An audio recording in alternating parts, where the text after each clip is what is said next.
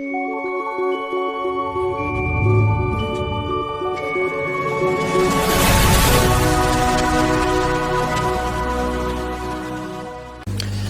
بيكم واهلا بكل حبايبنا وكل متابعينا في منوعات كريم مع محمد عبد الكريم. هتكلم معاكم النهاردة عن الشخصية الإعلامية. يعني ايه شخصية إعلامية؟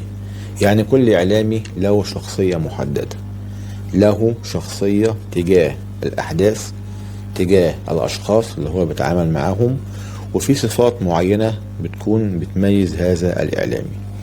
يمكن من أهم هذه الصفات هي الموضوعية. يكون أي إعلامي عنده حياد في طرح موضوعه أو طرح الرسالة اللي هو بيقوم بيها، والموضوعية إن هو بيكون ما يميلش مع طرف تجاه طرف آخر. الحاجة الأهم إنه يكون كمان هذا الإعلامي يتسق في رسالته الإعلامية مع مواثيق الأعراف، القوانين، المبادئ، القيم اللي بتسود في المجتمع، دون أن يميل لطرف على حساب طرف. ما ينفعش إعلامي النهاردة يبدأ يتكلم عن شخص معين أو ينقد شخص معين وبعد حلقة أو حلقتين يبدأ يشيد بهذا الشخص، أو بالعكس طبعا. طيب ما ينفعش إعلامي النهاردة يبدأ ينتقد موضوع معين وبعد حلقة أو حلقتين ما حصلش أي حاجة في الموضوع يبدأ يشيد بأحداث هذا الموضوع القديمة اللي هو كان بينقدها. ده مش إعلام، ده واحد بيتلاعب بالإعلام أو بيتلاعب بعقول المشاهدين أو بيتلاعب بحق الناس في المجتمع إن هي تصل إلى حياة أفضل.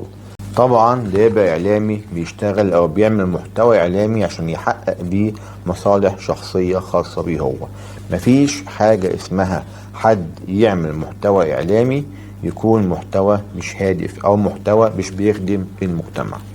زي ما قلنا ان الحيادية والموضوعية اهم صفة من صفات منشئ المحتوى.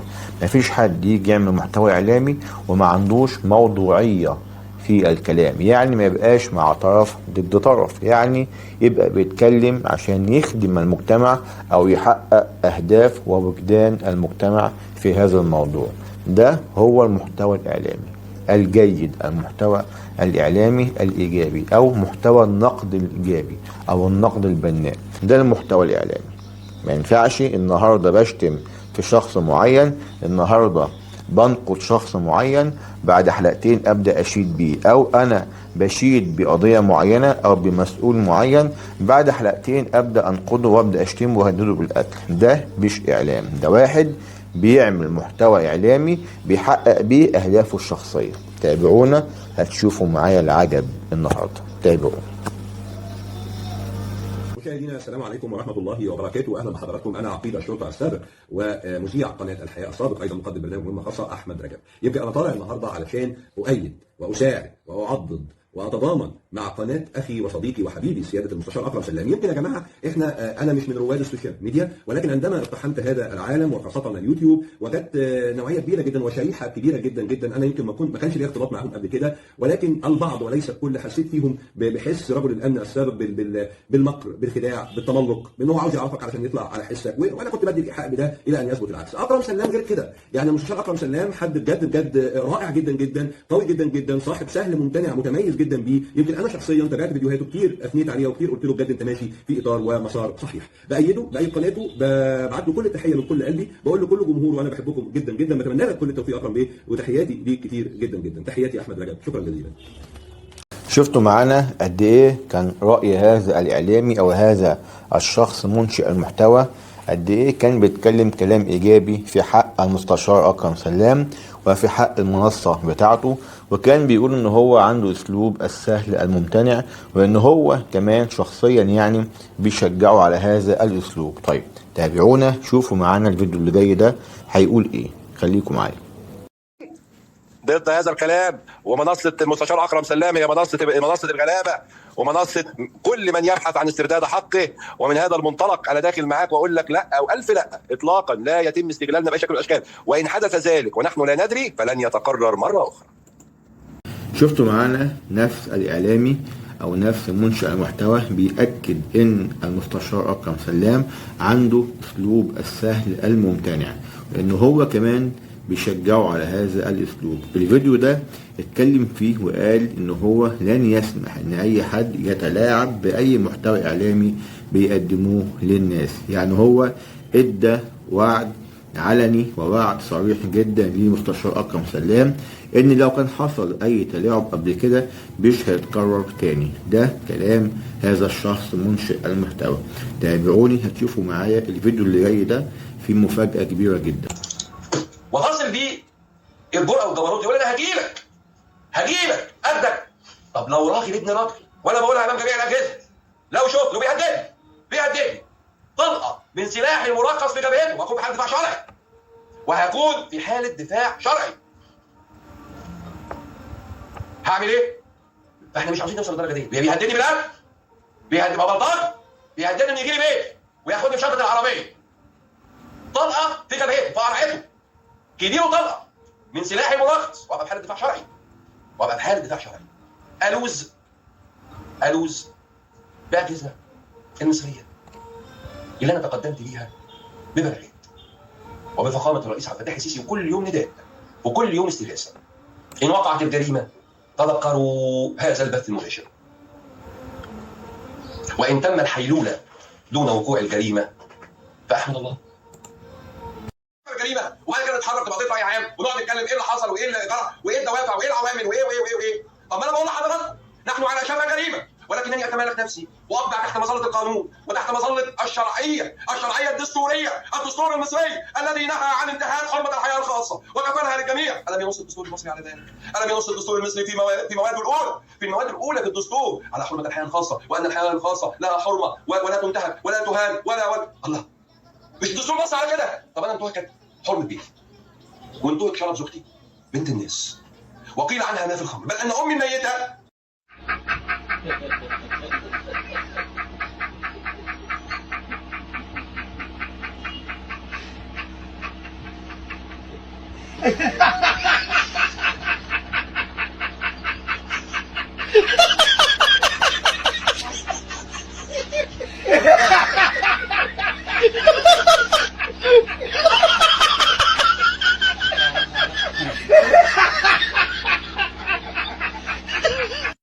طبعا شفتوا معانا مفيش اي اشادة، مفيش اي تبجيل، مفيش اي كلمة طيبة او نقد بناء اتقال لمنصة المستشار اكرم سلام، بل في كمان تهديد بالقتل وفي وعيد بالقتل من هذا الشخص منشئ المحتوى. طيب ايه بقى اللي حصل؟ ايه اللي حصل بالظبط؟ وايه اللي خلى هذا الشخص اللي كان بيبجل وبيشيد وبيقول ان اكرم سلام يملك اسلوب السهل الممتنع، وان هو نفسه بيشوفه، هو نفسه بيشيد باسلوبه وبيشيد باي محتوى يعمله اكرم سلام؟ ايه اللي خلاه فجأة يهدده بالقتل؟ ايه اللي خلاه فجأة يتوعده بالقتل؟ وكمان بيستغيث بالأجهزة الأمنية وبيستغيث برئاسة الجمهورية.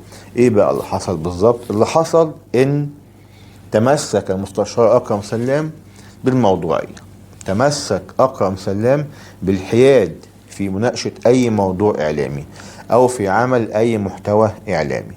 ده اللي حصل من أكرم سلام، إن هو عنده ثبات على مبدأ الحياد والموضوعية في عمل محتوى إعلامي. انا سعيد. ايه الفرق بين هنا وهنا؟ مش ده ليه متابعين هم المتابعين؟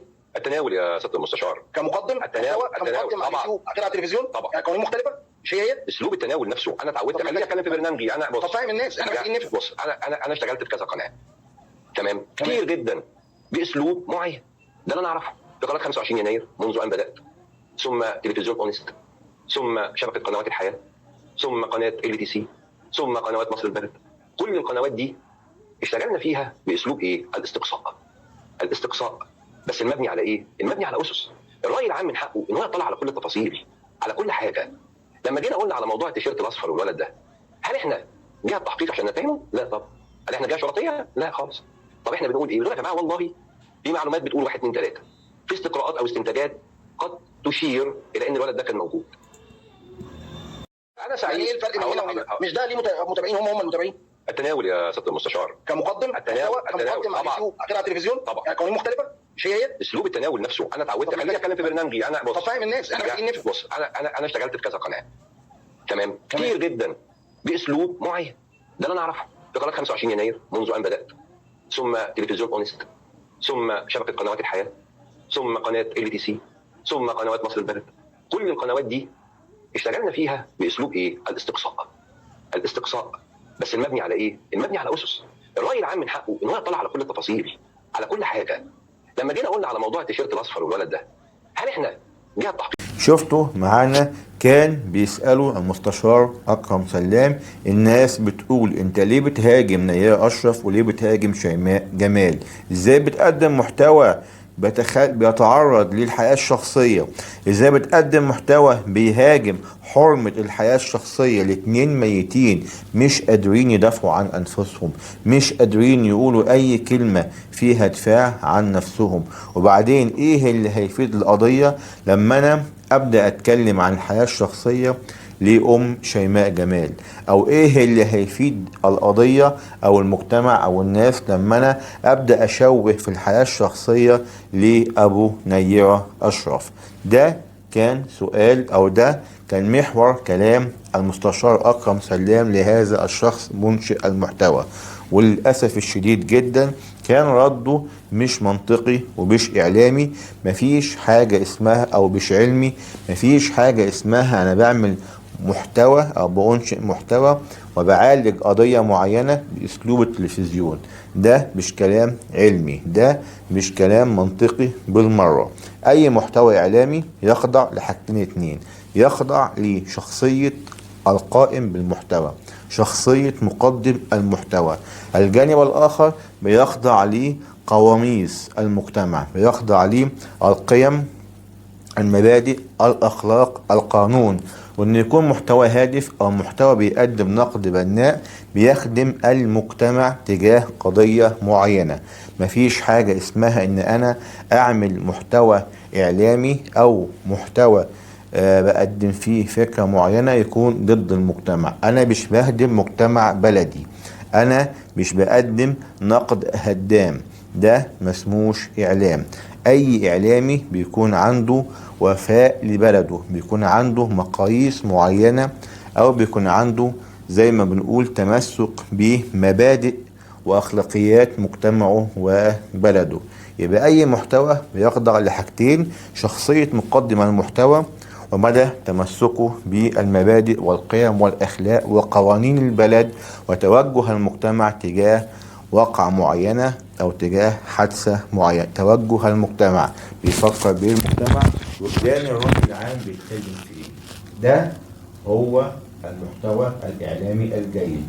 للأسف شفت وسمعت دلوقتي من هذا الشخص، شفت وسمعت منه كلام مش علمي، كلام لا ينطبق على العلم في شيء. ما ينفعش أقول إن أنا بعالج حادثة معينة أو بعالج واقعة معينة بأسلوب التلفزيون، وبعالج نفس الواقعة بأسلوب الصحافة، وبعالج نفس الواقعة بأسلوب اليوتيوب. الكلام ده مش علمي، ملوش أي علاقة بالعلم. المحتوى الإعلامي محتوى إعلامي واحد، لكن الوسيلة مختلفة. لكن أنا بعمل محتوى إعلامي له هدف واحد، هدف واحد يخدم المجتمع، يحدد وجدان المجتمع تجاه قضية معينة ويحددها كويس جدا ويخدم هذه القضية. ما ينفعش أحول المجني عليهم إلى جناه، ما ينفعش أخوض في حرمة الحياة الشخصية عشان أقدم محتوى مميز واخد لايقات أو واخد مشاهدات. ده مش إعلام تنموي، ده مش إعلام فيه نقد بناء يخدم البلد. ده كان محور النقاش أو اللقاء بين أكرم سلام وبين هذا الشخص منشئ المحتوى. ده كان سبب ان هذا الشخص بدأ يقلب على المستشار أكرم سلام ويتوعده بالقتل كمان. طيب احنا هنقول ايه اللي قبل كده؟ اللي قبل كده ان تمسك المستشار اكرم سلام هو ومعاه مجموعة من شباب الاعلاميين او منشئي المحتوى المحترمين جدا اللي انا بحييهم جدا، تمسكوا بحاجة مهمة جدا، تمسكوا بالحيادية والموضوعية في التعامل مع اي واقعة تمس المجتمع، في التعامل مع اي حدث يهم المجتمع. هم عارفين كويس جدا يعني ايه شخصية اعلامية، يعني ايه صفات الاعلامي، يعني ايه اقدم محتوى هادف يخدم المجتمع. تعالوا نشوف ازاي انتهى الحوار او اللقاء بين اكرم سلام وبين اليوتيوبر اياه. خليكم معايا. حبيبي شكرا جزيلا ربنا للاسف. يخليك، نورتنا. حبيبي اخويا اكرم سلام، شكرا حبيبي، شكرا حبيبي، نورتنا. اتفضل، مع السلامه. مع السلامة. حبيبي شكرا جزيلا ربنا للاسف. يخليك، نورتنا. حبيبي اخويا اكرم سلام، شكرا حبيبي، شكرا حبيبي، نورتنا. اتفضل، مع السلامه. مع السلامة. حبيبي شكرا. منور محمود الطراز، اهلا بيك. اول حاجه الجزء الثاني مش هيتذاع ان شاء الله على ضمانتي انا الشخصيه، ومالكش وجود تاني في برنامج مهمه خاصه ان شاء الله، يعني على ضمانتي انا. خدها مني انا يا ابني، دي ختم الاسد. ضد هذا الكلام، ومنصه المستشار اكرم سلام هي منصه الغلابه، ومنصه كل من يبحث عن استرداد حقه. ومن هذا المنطلق انا داخل معاك واقول لك لا او الف لا، اطلاقا لا يتم استغلالنا باي شكل من الاشكال، وان حدث ذلك ونحن لا ندري فلن يتكرر مره اخرى. شفتوا معايا الفرق بين العهدين او الوعدين، وعد الحق ووعد الباطل. شفتوا معانا ان المستشار اكرم سلام وعد وحتى الان مستمر على وعده، وحتى الان بيتحمل المشاق ويتحمل المحاضر ويتحمل كثير جدا في سبيل تطبيق وعده، في سبيل الاستمرار في وعده لعيلة نيرة أشرف، وبالتالي يدافع عنها، وبالتالي يدافع عن شيماء جمال، ويمنع نشر أي فيديوهات فيها خوض في الحياة الشخصية للضحيتين دول. شفنا في المقابل وعد اليوتيوبر الآخر، وعد لم ينفذ، وعد الباطل، وعد الكلام في الهوى، وعهد الكلام في الهوى، ووعد الباطل الذي استمر بعد ما وعد المستشار سلام، استمر في الإساءة للضحيتين دول، واستمر في الإساءة والخوض في الحياة الشخصية اللي هو دلوقتي بيعاني منها. شفنا مع بعض الفرق بين الحق وبين الباطل، الفرق بين وعد الحق وعهد الحق اللي بيعمله المستشار أكرم سلام وبيتحمل في سبيله كثير جدا جدا جدا، وشفنا في المقابل وعد الباطل وعهد الباطل الذي لم ينفذ ولن ينفذ.